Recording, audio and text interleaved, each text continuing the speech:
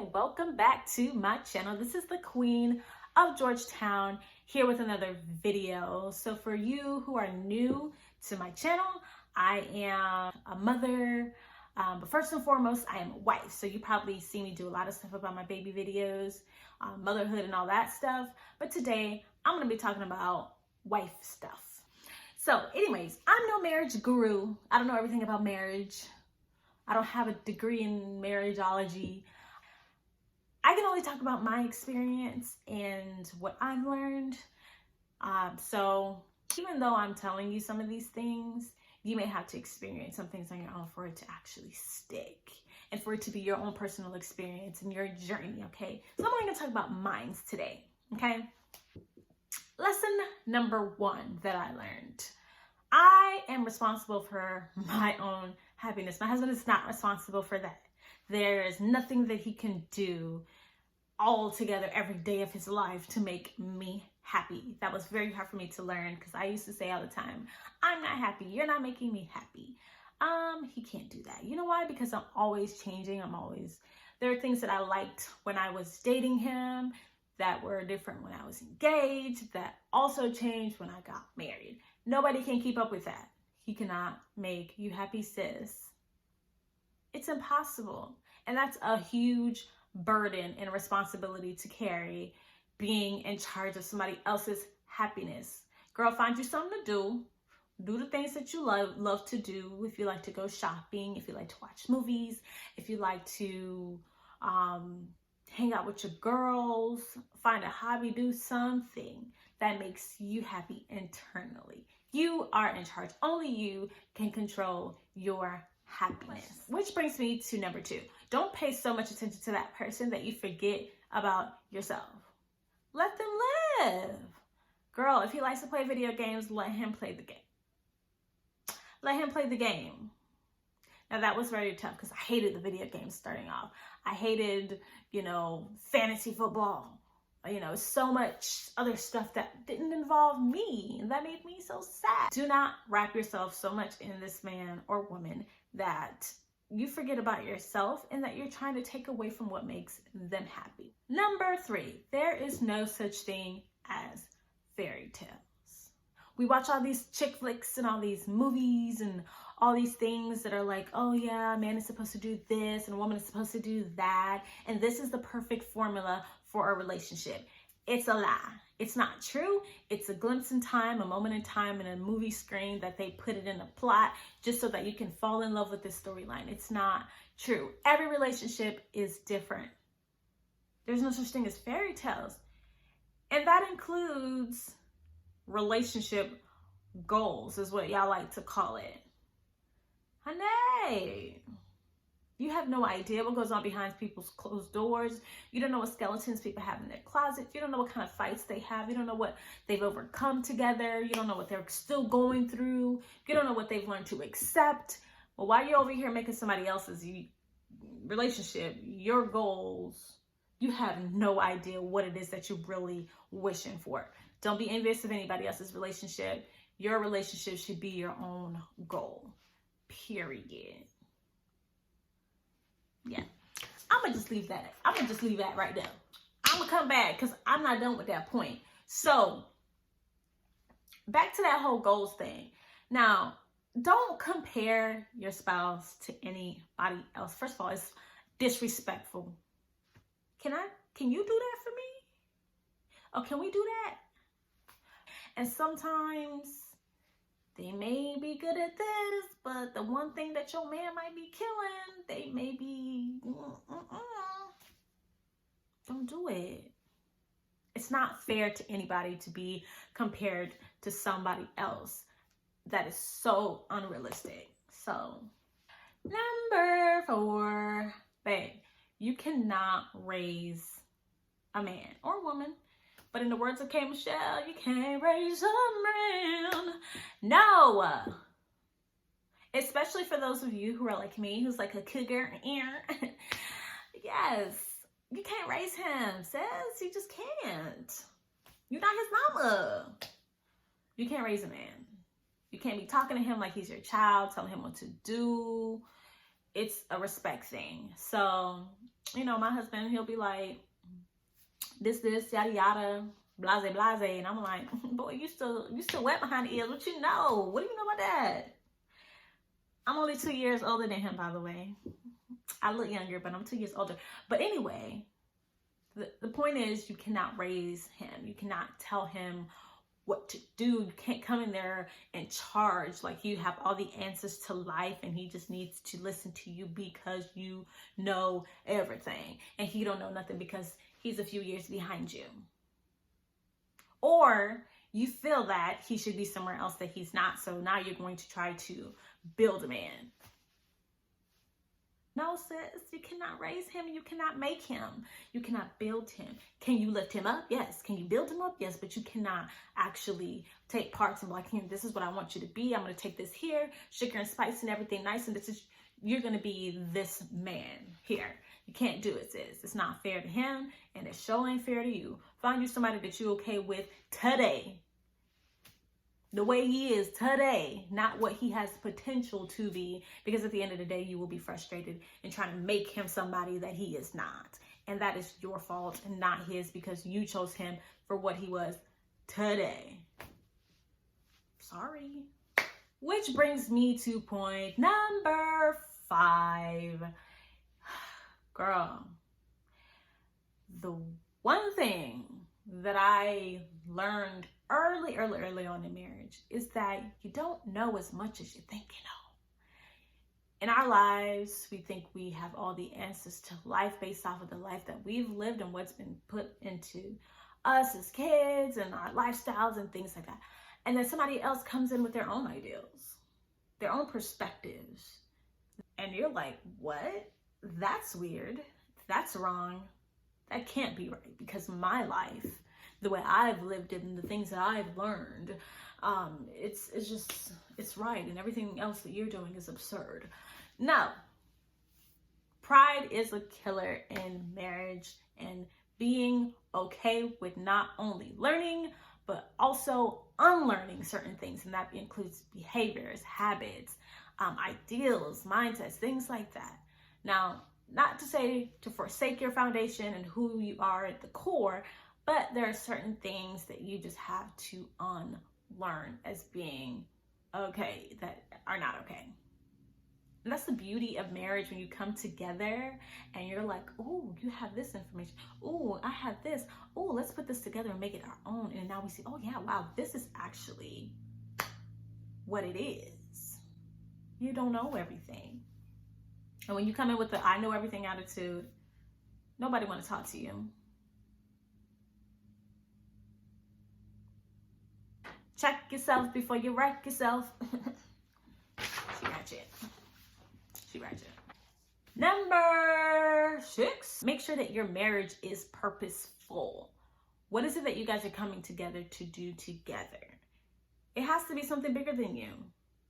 Being focused on him and him being focused on you all the time is not going to work. It could be for you philanthropy. It could be changing the world and the industry that you're doing together. It could be something generational, maybe for children or whatever it may be, as long as it is bigger than you two.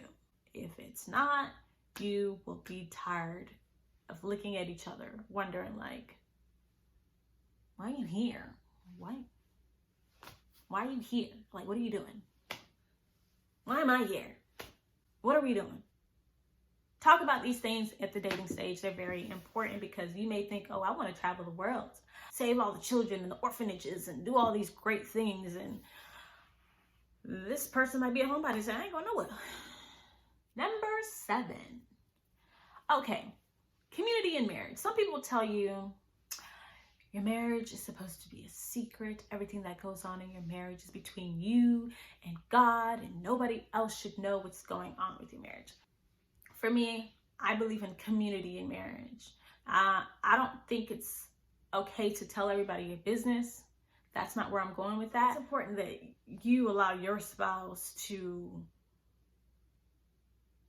be a part of that selection process. Like, okay, who are these people going to be holding us accountable for our actions, against each other, or Are they going to be building us up? Do they have our best interests at heart? Can we trust them with our information? And of course, you know, there are certain things that you may not want to share, and that's perfectly fine. But it's important that there's someone else who can help you grow and learn in your relationship. There are groups, even if it's someone like a mentor or a counselor or a therapist, whatever it may be. If that's your community, that's fine. Or if you have couples that you get together with and learn things from each other, it's a beautiful thing, learning different things, not to compare, but to help you grow. I believe in strong communities in marriage. Number 8, número 8. Oh, Lord. So this one is something that I learned quickly. Perfecting the art of apology. And when you got a lot of pride, it's so hard to apologize. There is this book called The 5 Love Languages of Apology. It teaches you how to apologize. Sometimes we think apologizing is like, oh, I'm sorry that hurt your feelings. That's not an apology, boo. Apology means taking accountability for your actions. All these really cool, neat things about apology. Go check out that book. It is so good. 5 Love Languages of Apology. Like, you know what? I don't understand why I got this wrong, but obviously I got this one wrong because you ain't right. We not right. So I'm going to apologize for wherever I went wrong. Can you help me understand? Apology. Boom. Learn how they want to be apologized too. If my apology language is you telling me that you understand how I feel and that I need to know that you won't do this again. If that's the way I receive apologies, apologize to me that way. If all you need is a my bad, I'll give you a my bad. But it's important that your apology is received and that you know how to apologize to your spouse. Engine number 9. Okay. Number 9. I learned this from one of my pastors. Be a student of your spouse. What does that mean? The person who you used to date is not going to be the same person that you are engaged to. It's not going to be the same person that you are married to. Now, am I saying that this person is just going to wake up and be a whole different human? Absolutely not. What I'm saying is people grow. They change. Every day you leave the house, you learn something new. What are they learning? Who are they today? The person that I married is not the same person that I used to date. And thank God for that. Because if you're not growing, that's a problem. So lately, have you studied me? Have you learned who I am today? Am I that same person? It's not fair to hold somebody's character from back then as the person that they are over who they are today. Allow that person to grow and learn to appreciate, and you get to grow in love together with that person. Bring it back, bring it back, bring it back. One more thing, listen. The stuff that your spouse used to do back in the day. Ooh, I'm still learning this one. I'm still learning this one. Like I said, it's things that I've learned throughout the years, but I'm still learning. So I'm going to say this. The stuff that your spouse used to do that they don't do anymore, we got to let it go, sis. We got to let it go. Remember when you used to bring me these kind of flowers? Or remember when you used to sing to me on the phone till 2 a.m. and we used to have late night conversations? Or now you just go to sleep. You don't want to talk no more. What's up? Let it go, sis. Let it go. Like I said, it's a new you, new him. Instead of saying, you used to do this. Why you don't do that no more? Just say, hey, I desire for this. Can we start doing this? Or, is it okay if, just tell them what you want. You don't got to go back into history. Let's focus on today. Let's focus on the man today or the woman today. All right. So look, I see you with your new self. I see you with your new self, So new self, can we do this now? I like this. This is what I like. This is what I want to do. We don't have to go back and, number 10, a 10.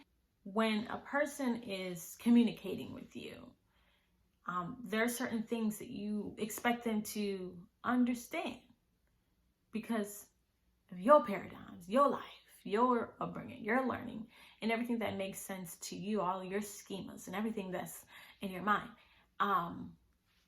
That's not their life. So in your mind, as women, especially, we do this. We may have something in our thoughts, in our brain, and we may say something different, thinking one thing, but a man can only hear what you're saying. He cannot read your mind.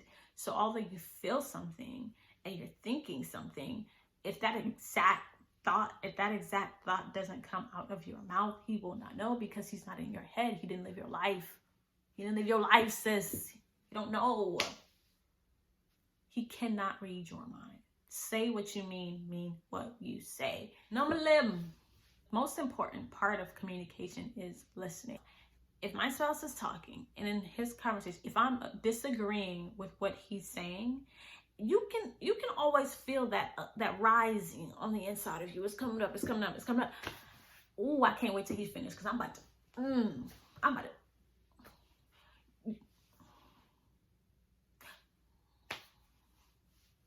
You're not listening.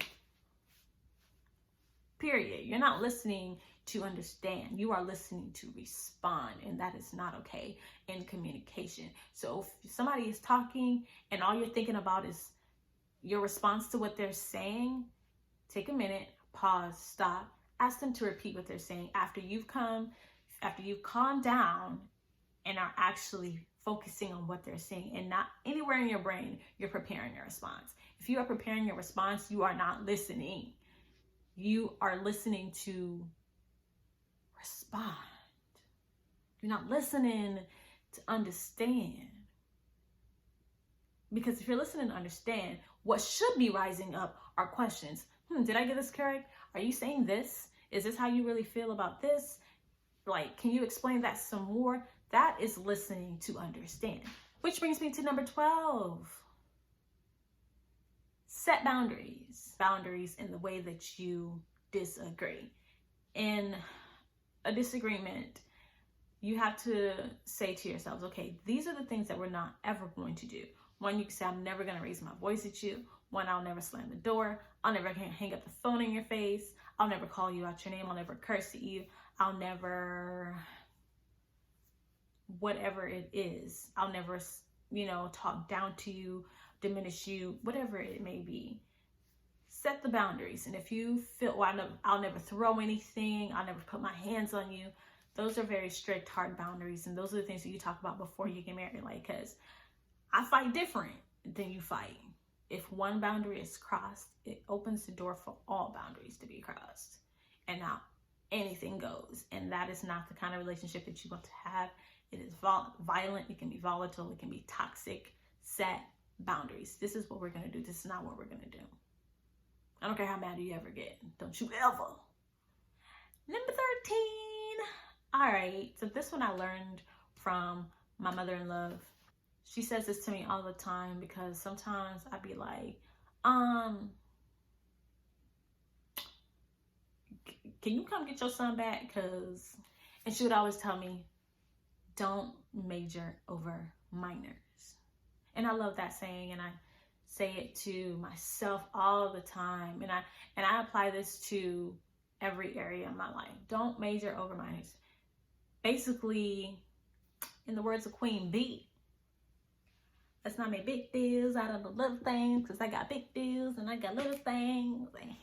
Anyway, don't make big deals out of the little stuff. All right, y'all. Thanks again for watching my video. Like I said before, I'm not a marriage guru. I can only tell you about my experiences, what I've learned. If this is something that, you're kind of growing into and learning, I hope this helps. Shout out to y'all, the people who've been married for 10, 20, 30 years. Like, hats off to you. Marriage is a beautiful thing. Don't forget to like, share, subscribe, comment down below. If there are any tips that you'd like to leave for anybody else, go ahead and put them down in the comments below. Don't forget to hit that bell for notifications. You know how it is. You know, you talk to me, I'll talk back. You know how you do this. If you've been on the channel before, you already know how we do. So thank you guys again, Royals, for watching. I will see you guys next time. Peace out.